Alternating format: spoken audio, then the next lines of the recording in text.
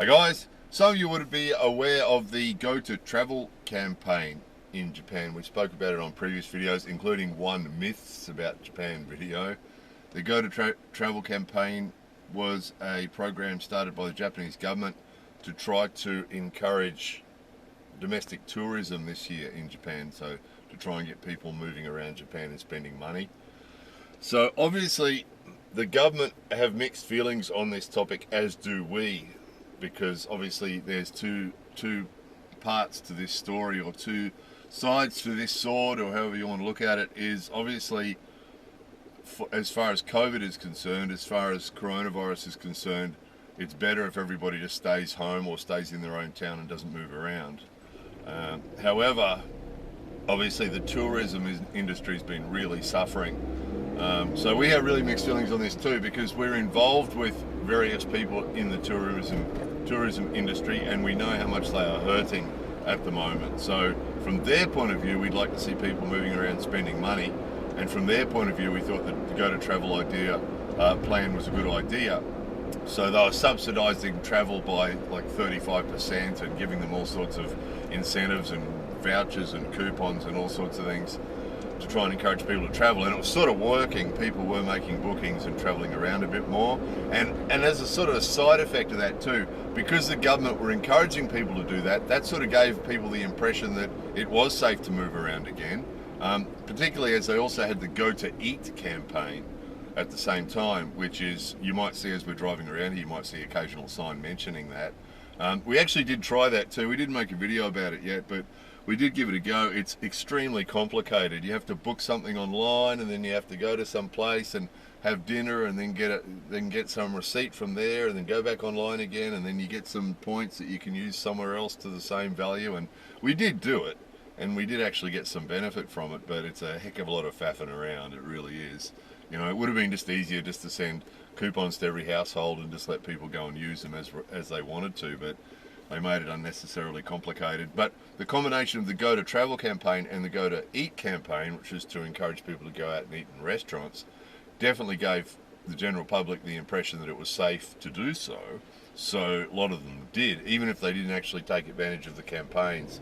They just, you know, they were going out more than they were before, and they were visiting friends and socialising and doing a lot more things than they were before. Ambiguously though, at the same time as the Go to Travel campaign and the Go to Eat campaign, the government also going on with different ways of putting the social distancing and the masks and the washing hands and you know, ventilating rooms and small numbers of people and all that other stuff. So for the general public, it's probably been a really confusing time because of the mixed messages that the government's been giving out. So anyway, the result of all that was that people were going out more and were travelling around more, and the end result of that was that we've had the highest number of new COVID cases so far. So in the last week or so, Japan's been averaging about 3,000 new cases a day, which is the highest number so far. So again, to keep it all in perspective, Japan has a population of 127 million people. The new cases, even at the peak that we're having at the moment, the latest peak that we're having at the moment is 3,000 a day, 3,000 new cases a day. There's 25,000 active cases in Japan, so the other people have been discharged and sent home. 25,000 active cases in Japan, and so far there's been 2,738 people have died. So as we say every time, you know, obviously that's a tragedy that so many people have died. If one person dies, it's a tragedy, isn't it? But 2,738 is obviously a tragedy too. But then to keep it in perspective, obviously we're still doing better than a lot of other countries are doing as far as the number of cases and the number of deaths.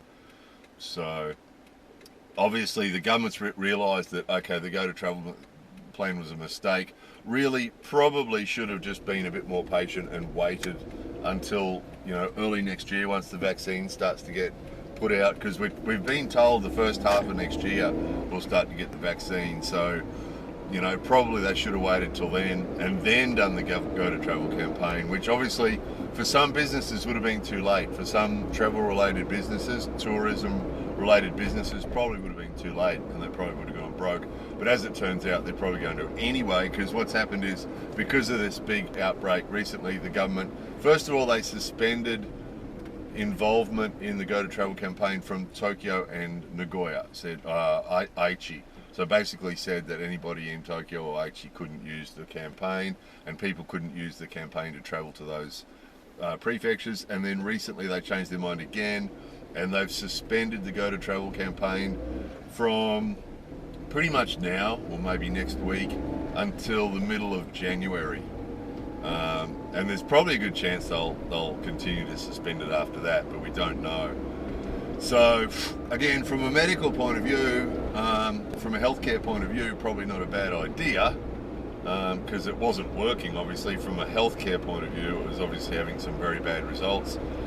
From a business and tourism and economy point of view, obviously some people are going to suffer. We talked to you recently about a lot of businesses that we promote on the English Friendly Japan directory that were getting involved in the Go to Travel campaign, and obviously those poor guys, they've actually had to refund because it's meant that different people have cancelled and they've actually had to refund money. So it's going to hit those guys really, really hard. It's obviously going to be a challenge for those guys to survive, for their businesses to survive the next few months. So terribly complicated this year, isn't it?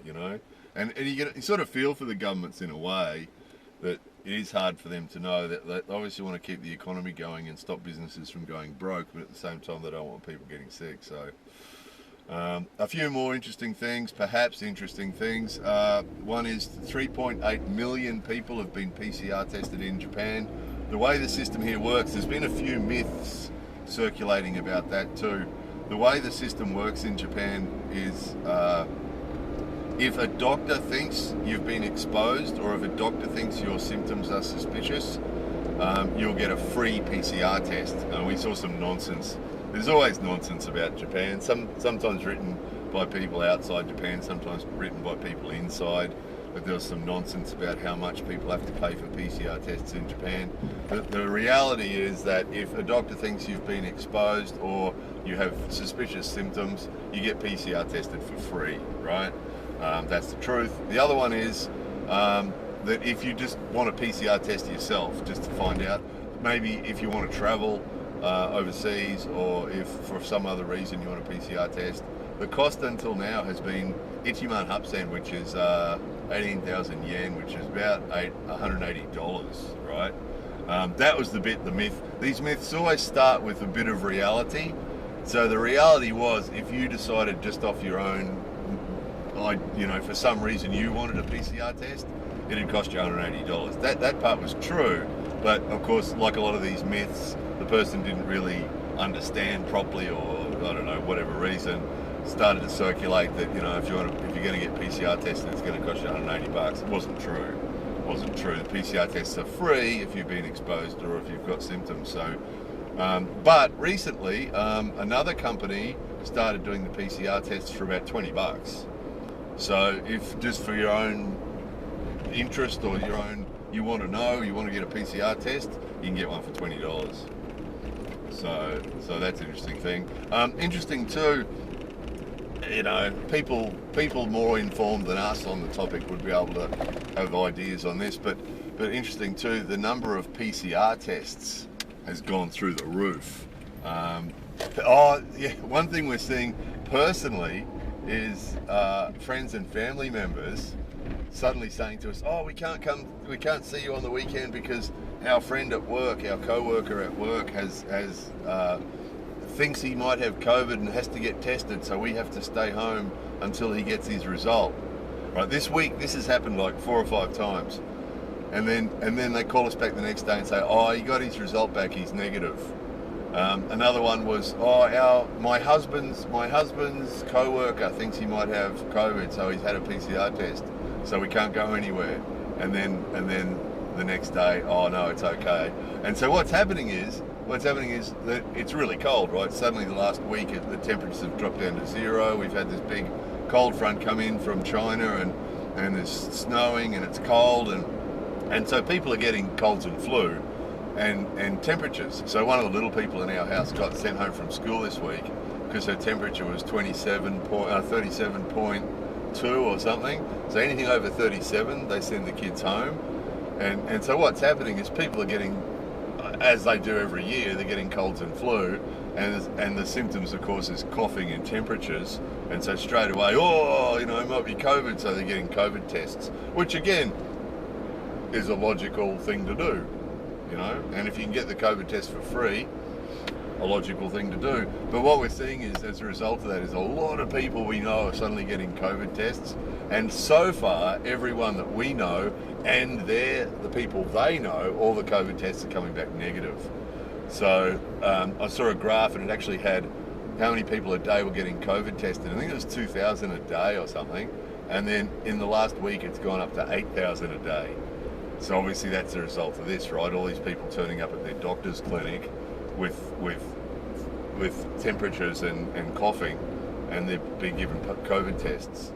So that might explain too why we're also seeing an increase in the number of people that are testing positive, because they're doing 4 times the amount of COVID tests. That probably has something to do with it as well. So look, we know too, just I say this every time, but we know this is a really unpopular topic. There's some people who just don't want to hear about it. There's some people who think we don't take it seriously enough, that it's much more serious than we take it, and we should take it much more seriously. There's another group of people who think we take it too seriously, and that it's all fake.